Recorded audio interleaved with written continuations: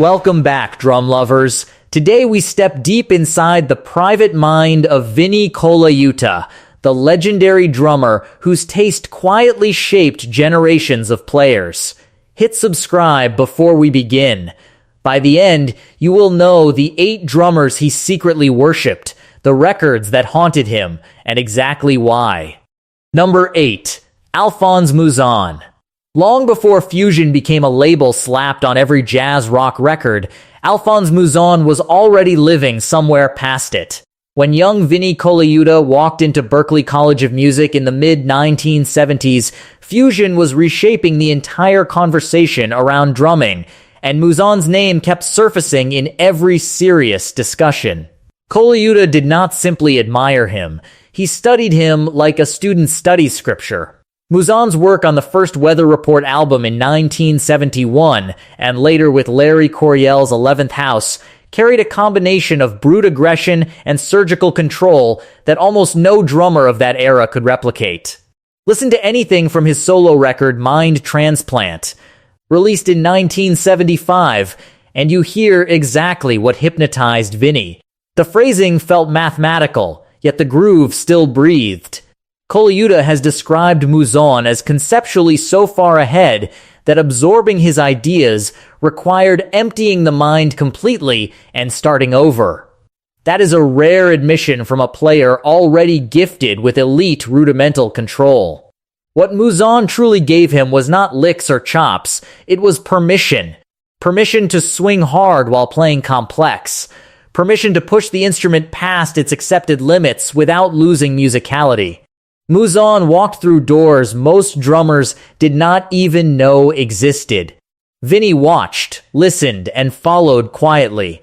By the time Colaiuta arrived in Los Angeles a few years later, that early obsession had already deeply shaped the foundation underneath nearly everything he was about to build inside the studio world. Number 7. Jack DeJohnette. Some drummers play notes. Jack DeJohnette plays atmospheres. From the first time Vinnie Colaiuta dropped a needle on Miles Davis' Live Evil in 1971, he understood that DeJohnette was operating on a frequency that most drummers could not even tune into. The album sounded volcanic, dense, almost dangerous, and yet underneath every storm of rhythm sat a quiet intelligence guiding the chaos. That is the paradox Vinnie chased for years afterward. Colaiuta has often called DeJohnette a conjurer, a magician who makes the unseen suddenly tangible. It is a beautiful description, but the reason it matters is what it taught Vinnie about texture. Most drummers spend their lives sculpting beats. DeJohnette sculpts the empty room around the beats. He plays the breath between strikes, the shimmer of a cymbal that has not yet been hit. That awareness of negative space reshaped Colaiuta's entire concept of dynamics. You hear it in everything Vinnie recorded with Sting through the 1990s, where the silences feel composed, not accidental. DeJohnette also taught him something deeper about identity. Alongside Elvin Jones and Tony Williams, Jack stood inside what Colaiuta still calls the holy trinity of modern jazz drumming. 3 voices so distinct they could be recognized within a single bar. For Vinnie, that level of individuality became a North Star. He never wanted to sound like Jack. He simply wanted to sound like nobody but himself. And the man who quietly guided him toward that lifelong goal was always Jack DeJohnette himself. Number 6. Jeff Porcaro. Jeff Porcaro never had to prove anything. He just played, and the song became inevitable. From the moment Vinnie Colaiuta arrived in Los Angeles in the late 1970s, Porcaro was already the unspoken king of the session world. Steely Dan, Boz Scaggs, Toto, every major pop record cutting through the radio carried Jeff's fingerprint. What stunned Colaiuta was not the technique, it was the restraint. Porcaro never played a single note louder than the song required. Listen to the Rosanna Shuffle from 1982, and you hear the entire philosophy in one groove. power, swing, blues, jazz, funk, all compressed into something deceptively simple. But the relationship between these two men ran far deeper than admiration. When Vinnie was still a young unknown, trying to break into the brutal Los Angeles studio scene, Jeff Porcaro became one of his earliest champions. He recommended Vinnie for sessions. He told producers behind closed doors that Colaiuta was the future. Porcaro was openly telling people that Vinnie was the man, and in that era, those words from Jeff could literally rewrite a young drummer's life. Then, in 1992, at only 38 years old, Porcaro was suddenly gone.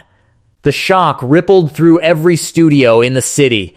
For Vinnie, the loss was personal. Jeff had not just inspired him, he had opened doors that no one else would have opened. Every clean session groove that Colaiuta plays today still carries a quiet thank you note to Jeff Porcaro himself. Number 5. Elvin Jones. Elvin Jones did not play drums. He summoned them.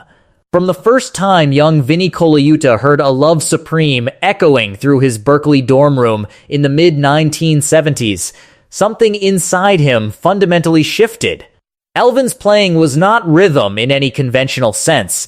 It was a rolling ocean of polyrhythms, all flowing in different directions, yet somehow arriving at the same destination at the same time. Most drummers studying jazz at that age were trying to figure out the patterns. Vinnie was trying to figure out the prayer beneath them. Jones had served as the rhythmic engine inside the John Coltrane Quartet from 1960 until 1966, and those 6 years rewrote the entire jazz drumming language forever. Listen to Crescent or A Love Supreme. The cymbals do not keep time. They breathe time. The toms do not punctuate. They sing in conversation with the saxophone. Colaiuta has often described Elvin as a comet, the kind of force that passes through human history only once every several generations. That is not a flowery compliment. That is a precise observation. There has never been another Elvin Jones, and there likely never will be. What Vinnie absorbed from him was not technique, it was emotional weight. The understanding that every single stroke can carry, meaning if the player is truly present in the moment. Elvin made the drum kit feel sacred. And for Vinnie Colaiuta, that single lesson became the very foundation everything else was eventually built on. Number 4. Steve Gadd. Steve Gadd did something almost impossible. He turned anonymity into a signature. Before Gadd, session drummers were invisible labor, faceless hands behind faceless records. Then in 1975, Paul Simon's 50 Ways to Leave Your Lover hit the radio, and suddenly every drummer on earth recognized that beat. 2 years later, Gadd played the solo on Steely Dan's Aja and effectively rewrote what a session drummer could be. Vinnie Colaiuta was paying close attention. He has often said he could identify Steve Gadd from a single bar of music drifting out of a cheap speaker inside a record store. That is not a casual observation. That is a fingerprint. Gadd had developed something so specific, so personal, that one fill could announce his presence in any room. Vinnie modeled an enormous portion of his own artistic philosophy on that idea. Serve the song without ever disappearing inside it. Bring your full identity to every record, while never overshadowing the music.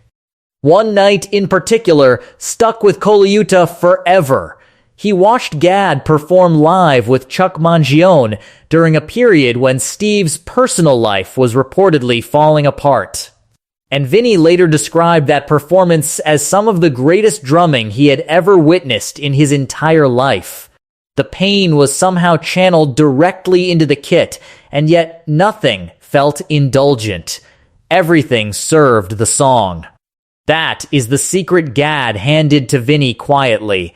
Restraint becomes true power only when there is real emotional fire burning underneath it always. Number 3. Buddy Rich before Fusion. Before Tony Williams.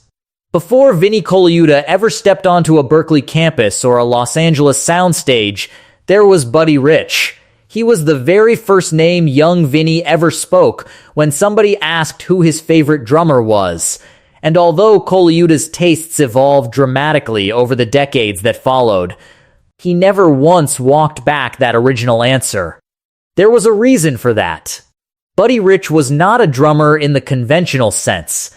He was a phenomenon, a force of nature so extreme that listening to him as a young player could either inspire you forward or paralyze you completely. Vinnie chose inspiration. Born in 1917, Rich had been performing on professional vaudeville stages by the age of 4. By his 20s, he was playing alongside Tommy Dorsey and Artie Shaw, and by his 50s, he was leading his own thundering big band across the world. The single-stroke roll he could produce remains, to this day, almost biologically inexplicable. Colaiuta has described Buddy with a kind of awed shrug, saying that enough has been written about the man to pass the point of redundancy. A freak of nature, a miracle of speed, precision, and pure athletic dominance. Many people honestly believed that what Buddy did was simply unattainable for any other human being, but Vinnie never tried to copy him.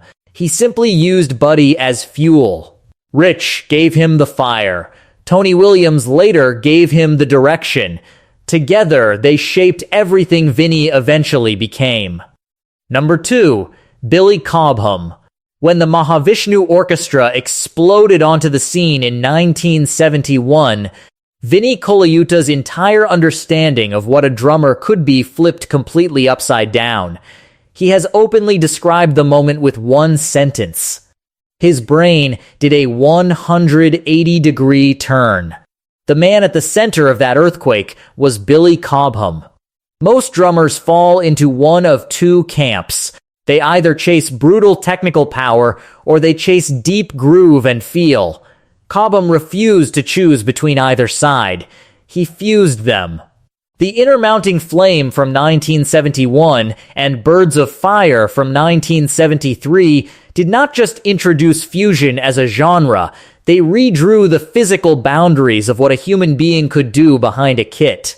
Listen to the title track from Spectrum, his 1973 solo masterpiece, and you hear the impossible happening in real time. Double bass drum work that hit like thunder. Open-handed cross-stick patterns most drummers had never seen executed. And underneath all of it, a funky pulse that refused to disappear. Vinnie has called himself a complete Billy Cobham freak with absolutely no hesitation. He marveled at the brutal weightlifting muscle combined with shocking finesse. And yet, where so many young drummers got trapped imitating Cobham's licks endlessly, Vinnie absorbed the deeper concept instead. He extracted the philosophy and turned it into his own unmistakable musical language. Cobham rebuilt the ceiling. Colaiuta was one of the very few who actually reached it. Number 1. Tony Williams. Tony Williams changed everything. There is no gentler way to phrase it, because Vinnie Colaiuta himself never softened it. He has called Williams his personal drum hero and the absolute genius of modern drums, and he meant every single word. The moment of revelation arrived inside a high school hallway. Another young drummer asked Vinnie who his favorite player was, and Vinnie answered Buddy Rich. The other kid quickly replied Tony Williams. Vinnie had never heard the name. The next day, he walked into a local record store and saw an album simply called Ego sitting on the wall. He bought it on instinct. Nothing was ever the same again. Williams represented something Vinnie did not yet have the words for. Rebellion. Iconoclasm. A complete refusal to play the expected note when a far more interesting one was waiting just past the edge of comfort. Tony had joined the legendary Miles Davis Quintet at only 17 years old, back in 1963, By his 20s, he was reinventing jazz drumming entirely. By the time Lifetime exploded in 1969, he was redefining fusion before fusion even had a name. Vinnie went through an entire phase of openly imitating Williams. The textures, the phrasing, the explosive conceptual leaps. Until one day, somewhere quietly inside the practice room, the imitation simply stopped being imitation. It became Vinnie. Tony Williams did not really teach Vinnie how to play drums. He taught him why playing drums matters. That lesson never stopped echoing. And there you have it, the 8 drummers who quietly shaped the genius of Vinnie Colaiuta himself. Thank you for watching right through to the end. If this story moved you, smash that like button, drop your favorite drummer in the comments, and subscribe for more legendary musical journeys ahead.